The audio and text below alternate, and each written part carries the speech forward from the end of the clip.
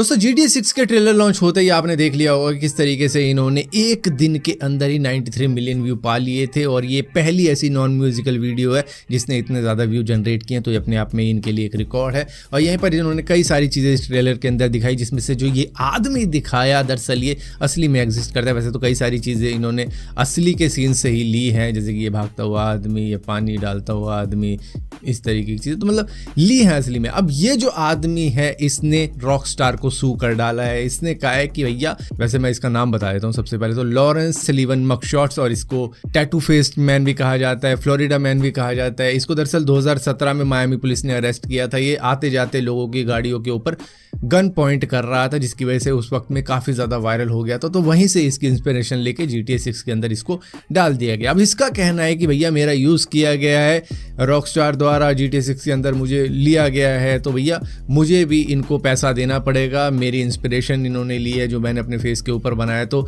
उस वजह से मुझे इनको एटलीस्ट 1 मिलियन या 2 मिलियन तो देने ही पड़ेंगे, क्योंकि मेरा यूज़ किया गया है GTA 6 के अंदर मेरे बिना पूछे। सो यहाँ पर अब इसको पैसे मिले ना मिले, लेकिन इसने एक्यूज कर डाला है रॉकस्टार को कि भैया मेरा यूज़ किया गया है तो मुझे पैसे दिए जाने चाहिए। अब देखते हैं मिलते हैं या नहीं मिलते। दोस्तों Amazon ने यूएस के वेयरहाउस के अंदर अब ह्यूमनॉइड रोबोट का यूज़ करना शुरू कर दिया है। फिलहाल के लिए टेस्टिंग फेज के अंदर ही यूज़ कर रहे हैं। ये एजिलिटी रोबोटिक्स के ह्यूमनॉइड रोबोट का यूज़ कर रहे हैं, जिसका नाम डिजिट है, जो कि वॉक भी कर सकता है, बॉक्सेस को उठा के इधर उधर लेके भी जा सकता है, रख भी सकता है।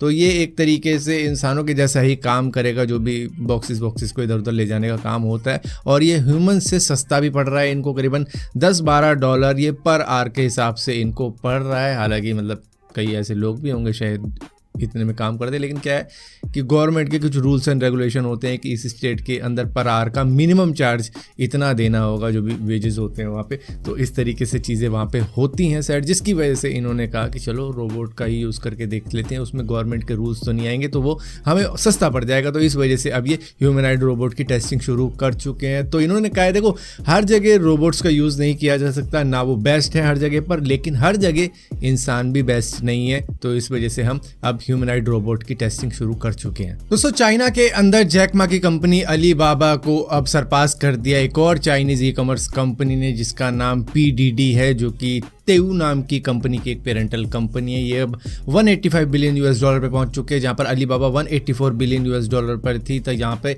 जैक मा ने इसकी काफ़ी ज़्यादा तारीफ करते हुए कहा है कि भैया सक्सेसफुल वही होता है जो कि सक्सेसफुल होना चाहता है और उसके लिए मेहनत करता है, स्ट्रगल करता है, जिसकी वजह से अब हमको भी और ज़्यादा मेहनत करनी पड़ेगी। तो जितने भी मेरे एम्प्लॉय हैं अब और ज़्यादा मेहनत करने के लिए तैयार हो जाओ। अब ये देखो क्रिटिसाइज 2020 में कर चुके थे, इन्होंने करके देख लिया, चाइना के रूल्स एंड रेगुलेशन को काफ़ी ज़्यादा क्रिटिसाइज किया था। उसके बाद में जो चाइना की गवर्नमेंट और वहाँ की जो भी अथॉरिटी थी इनके पीछे पड़ी थी, तो ये देश विदेश में घूमने लग गए थे। अब जाके इन्होंने थोड़ा बहुत कहा है कि अब भाई क्रिटिसाइज करने की कोई जरूरत नहीं है, सीधा ही अपने बंदों को बोलो कि चलो रेस बढ़ाओ थोड़ी। अब पाकिस्तान इंटरनेशनल एयरलाइंस का जो हाल हुआ था अभी बीच में, आपने सुना ही होगा कि भैया 300 से ज़्यादा फ्लाइट उनकी कैंसिल हो गई थी, वो भी इंटरनेशनल फ्लाइट कैंसिल हुई थी, उनके पास में फ्यूल का पैसा ही नहीं था। अब उनकी क्या हालत है वो तो एग्जैक्टली मालूम नहीं है, लेकिन अब एक नया इशू उनके सामने आ चुका है। दरअसल चाइना ने इनको एक वार्निंग इशू कर दी है कि भैया पाकिस्तान आर्मी का जो भी डिफेंस इक्विपमेंट हमारी तरफ से आता है उसकी पेमेंट ड्यू है, वो पैसे अभी तक हमारे पास नहीं पहुँचे, और अगर ऐसे ही आप पेमेंट ड्यू करते रहोगे तो शायद ये जो सप्लाई चेन हमारी तरफ से आपकी तरफ आती है उसमें रुकावट आ जाएगी, वो हम रोक देंगे। तो भैया हमारी पेमेंट को तुरंत ही क्लियर करवाया जाए, हमको पेमेंट दे दी जाए, ताकि हम पाकिस्तान आर्मी को और डिफेंस इक्विपमेंट भेज पाएं, वरना ये रोका जा सकता है अगर आप हमारी पेमेंट को रोके बैठोगे तो। दोस्तों ऑस्ट्रेलिया की एक लीग है जिसको ACT प्रीमियर क्रिकेट लीग भी कहा जाता है, जिसके अंदर कुछ इस तरीके का सीन हो गया है। मतलब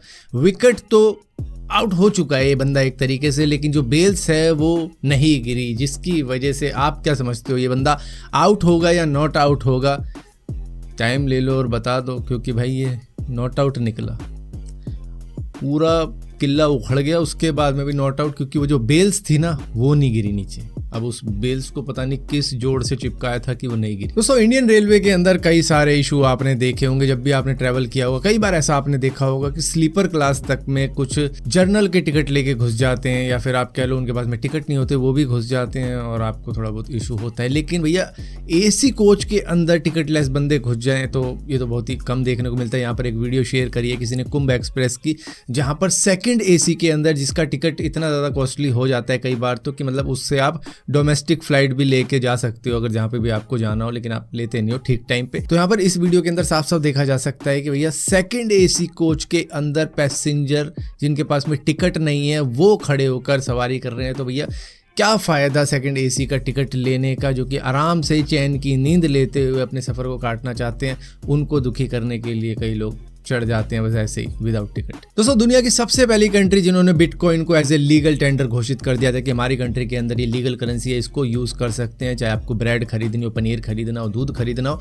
आप बिटकॉइन से खरीद सकते हो। ये कंट्री है एल सल्वाडोर, जो कि सेंट्रल अमेरिकन कंट्री है, मतलब इतनी ज़्यादा अमीर कंट्री नहीं है। तो इन्होंने अब एक और बात कह दी है कि जिन्होंने भी $1 मिलियन क्रिप्टो करेंसी के अंदर इन्वेस्ट कर रखे हैं तो वो हमारी कंट्री की सिटीजनशिप ले सकते हो, हम फ्री में उनको अपनी सिटीजनशिप देने को तैयार है। अब कोई पूछे इनसे कि भैया इतना इन्वेस्ट करने के बाद में कोई तुम्हारी ही कंट्री के अंदर पागल थोड़ी ना है कि आएगा, उसको अगर इतना ही पैसा होगा तो भैया वो 4 करोड़ रुपए में यूएस की सिटीजनशिप ना ले लेगा, क्योंकि 1 मिलियन क्रिप्टो करेंसी में इन्वेस्ट करना मतलब कि 8 करोड़ इन्वेस्ट कर देना। भाई 4 करोड़ में वो अमेरिकन बन जाएगा, 1.5 करोड़ में वो कनाडा की सिटीजनशिप ले लेगा, 2 करोड़ में वो यूके की ले सकता है। तो मतलब कुछ भी कर सकता है वो 8 करोड़ रुपए में, बजाय तुम्हारी कंट्री के अंदर आके मरने के।